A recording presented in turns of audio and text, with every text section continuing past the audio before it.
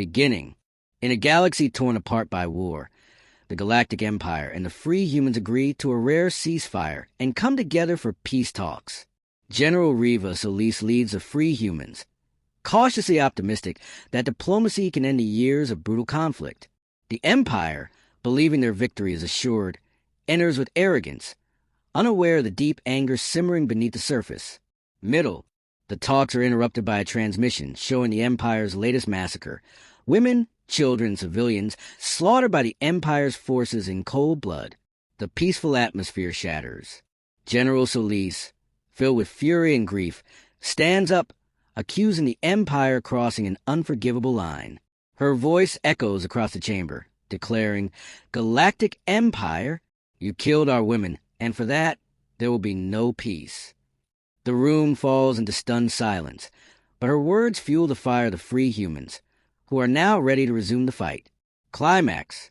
With the ceasefire broken, the free humans rally behind General Solis. The Empire, unprepared for the wrath they've unleashed, tries to maintain control, but cannot stop the inevitable. Solis delivers a final declaration, rallying her people to exact justice. The free humans' forces prepare for war, the weight of their fallen comrades driving them to fight with unmatched fury and determination. And the battle begins anew. General Solis leads her people into the heart of the Empire's stronghold, where hope and vengeance collide. The galaxy trembles as humanity rises with unstoppable force, declaring to the universe, "We are humanity, and we will not be silenced." The Galactic Empire, ruled with unyielding power by the Galactic King, sprawled across the galaxy, crushing any opposition under its immense weight. For centuries, the king had maintained control, his presence a constant, oppressive force. Planets, once vibrant and free, now cowered under his rule, their citizens enslaved or driven to madness. His armies, a mix of alien soldiers and human pawns, scoured the galaxy, quelling any whispers of rebellion with brutal efficiency. His reach was infinite, his power godlike. Among the countless worlds conquered by the king was Earth, the cradle of humanity. Once a thriving, proud civilization, Earth had been reduced to rubble. The remnants of humanity, scattered across the galaxy, lived in fear, their hope of freedom extinguished in the fires of conquest. The king's iron rule had ensured that no one could rise against him, not even the humans who had once been the dominant force in the galaxy. Yet, in the darkest corners of the universe, a spark of defiance had ignited, the Battle of the Shattered Stars. It began as a small resistance, a ragtag group of human fighters, scattered and disorganized, united only by the belief that the king's reign would not last forever. But what started as a whisper of rebellion soon grew into something more. The resistance, led by Commander Julian Draeger, began to amass strength, striking small but significant victories against the king's forces. Their greatest gamble was the Battle of the Shattered Stars. The human resistance, in a bold move, launched a full-scale assault on the king's fortress, a colossal station suspended in the heart of the galaxy.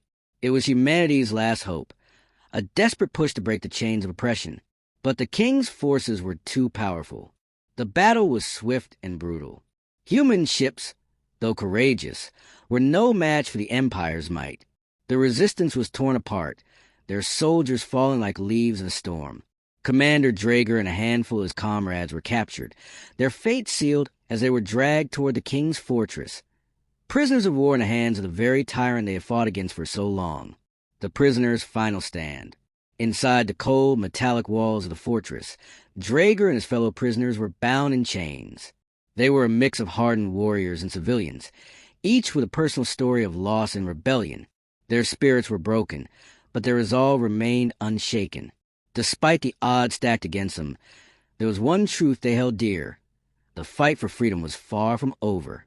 They were not just prisoners. They were symbols of rebellion that could never be fully extinguished. Commander Draeger, though weary, stood tall. His face was marked by battle scars, his eyes burning with the fire of resistance. He had seen the horrors of war, the pain of loss, but he had also seen the strength of the human spirit.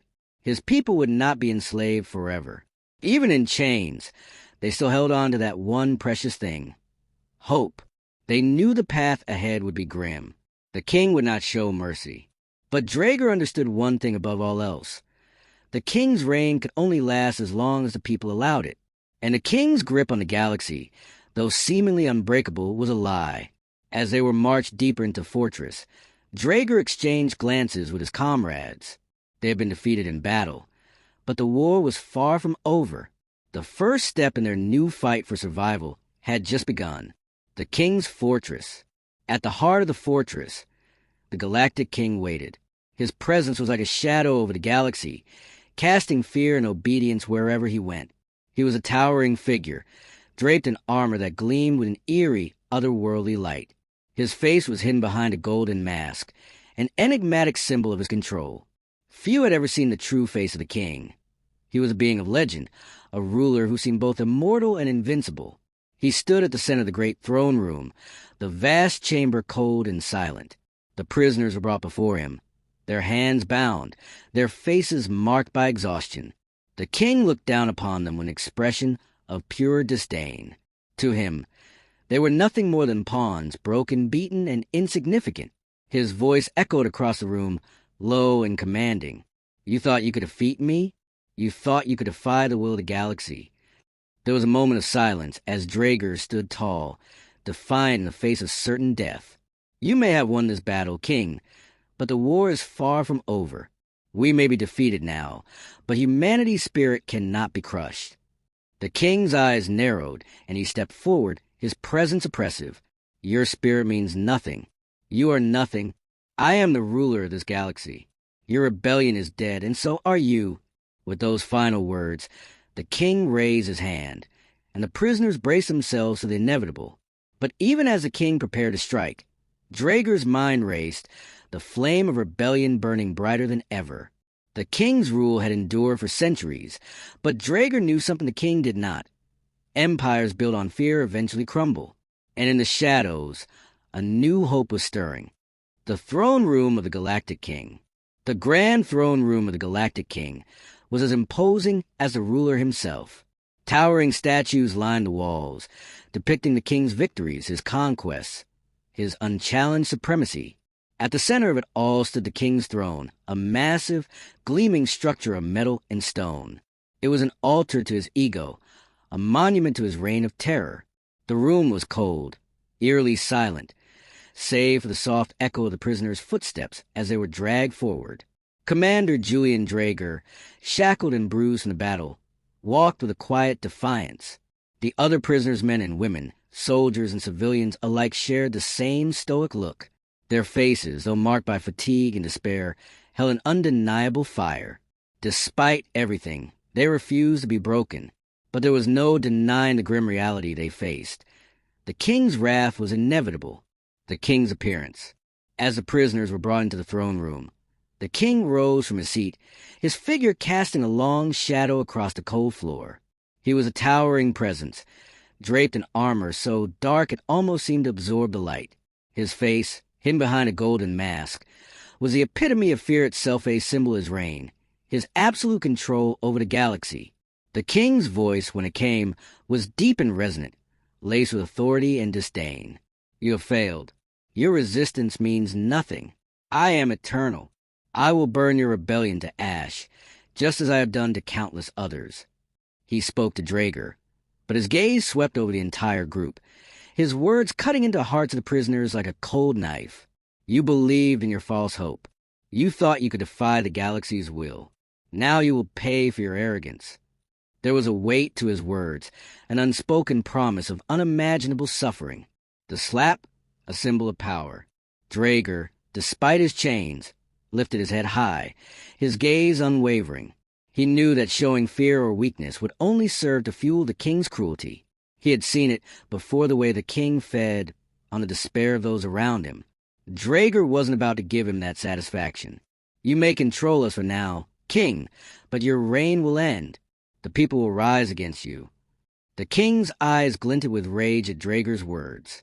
With a slow, deliberate motion, he raised his hand.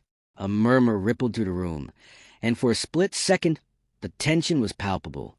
Then, without warning, the king slapped Draeger across the face. The sound of the slap echoed through the chamber, a sickening noise that seemed to reverberate in the hearts of the prisoners. It was not just a slap, it was a statement.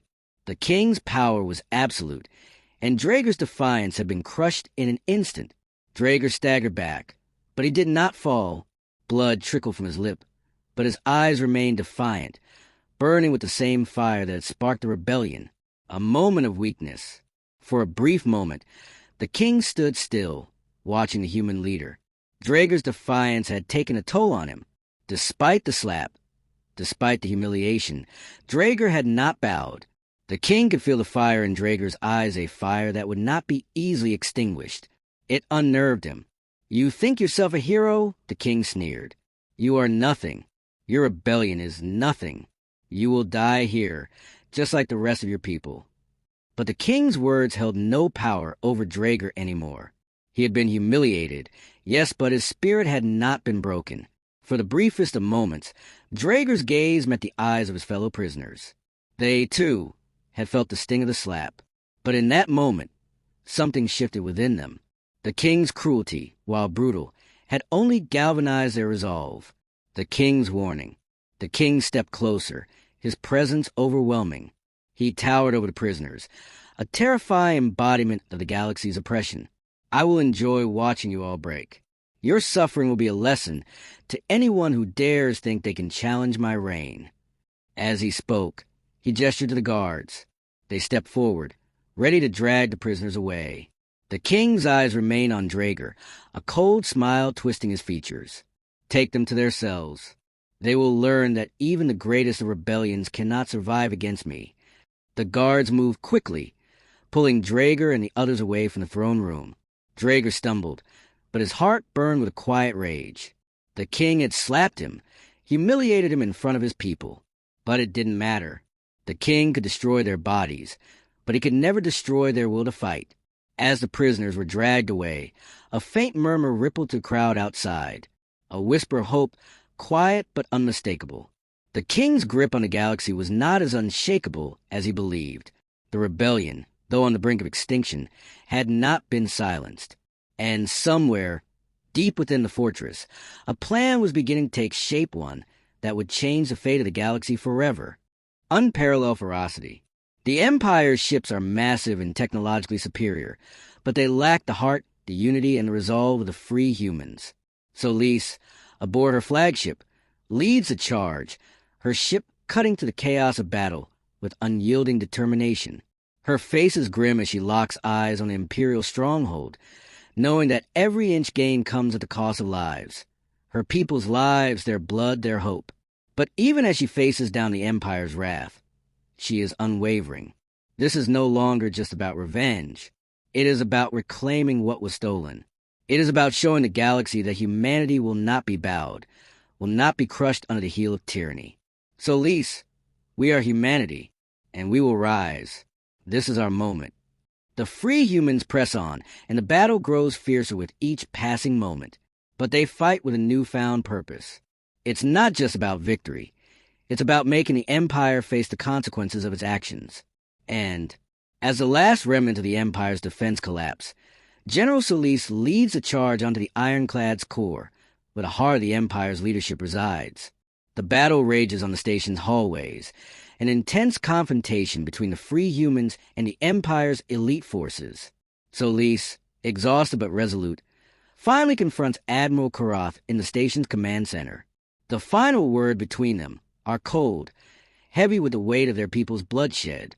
"Karath, you will never win this war." "Solis, we already have."